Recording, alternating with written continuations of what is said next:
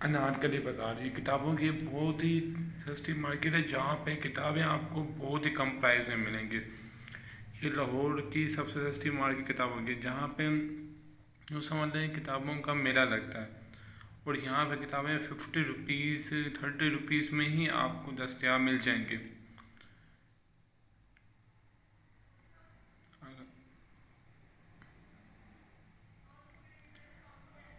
यह अनारकली के बिल्कुल साथ ही लोकेशन है जहाँ पे हर संडे को किताबों की मार्केट लगाई जाती, मार्केट लगती है।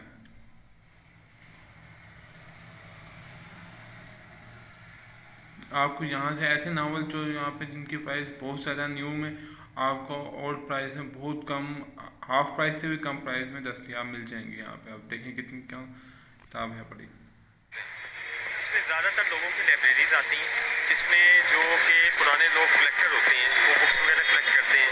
बाद में उनके बच्चे या उनकी औलाद जो है नई उन किताबों के साथ नई दिलचस्पी रखते हैं, वो फिर हमें सेल कर देते हैं। और यहाँ पे जो खरीदार हैं जिनको किताबों से दिलचस्पी होती है वो फिर खरीदते हैं। सुबह 6 बजे के करीब आ जाते हैं यहाँ पे सब दुकानदार आ जाते हैं।